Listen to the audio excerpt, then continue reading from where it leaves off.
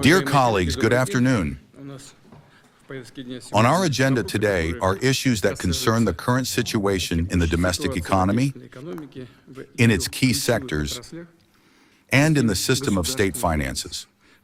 Furthermore, we will discuss current trends in global markets and their influence on Russian business and our economy as a whole. I will begin with the first statistical data of this year. To what would I like to draw attention? First of all, the low negative dynamics of the main macro indicators. Strictly speaking, there is nothing unexpected for us here, but the statistics confirm this. In January of this year, Russia's gross domestic product turned out to be 2.1% lower than a year ago. Industrial production decreased by 0.8%. True, the extraction of mineral resources grew by 0.5%. This was even before the increase in energy prices in the world. As you know, and experts say, regarding the so-called calendar factor in January of this year, since there were fewer working days this year than last. Nevertheless, I want to emphasize again what you and I have spoken about before. It is necessary to return to a trajectory of sustainable economic growth. Certainly with a slowing of inflation, I will say something about this now as well, and the preservation of stability in the labor market. Well, these are multi-directional things at first glance, but we spoke about the fact that it is necessary to strive precisely for such a result. A difficult one, yes, that's clear, but we must strive for it.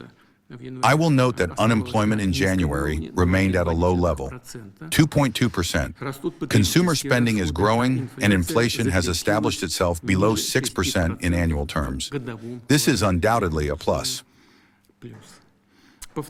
I repeat, an important condition for steady growth is the balance of the entire macroeconomic structure, constant monitoring and management of such vital parameters as the growth of the money supply, credit dynamics, and, of course, the state of the budget system, where it is important to ensure specifically long-term stability.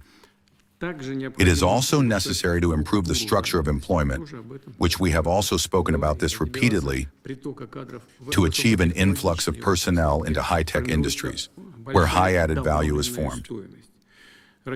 I expect that we will also talk substantively on this topic today.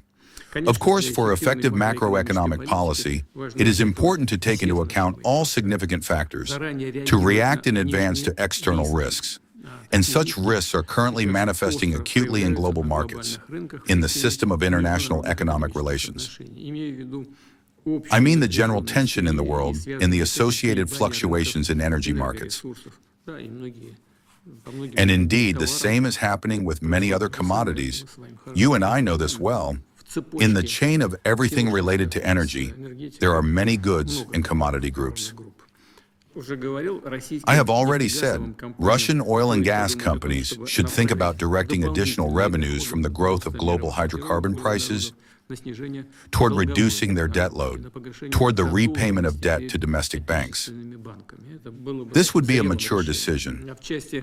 Regarding the federal budget, it is also necessary to make balanced decisions on windfall revenues in order to, I repeat once more, guarantee the long-term balance of the country's main financial document. We also spoke about this at the last meeting. Yes, it should be noted that the government is already conducting such work. We will also discuss its progress in detail today. Please let us begin. The floor is given to Alexander Valentinovich Novak. Please.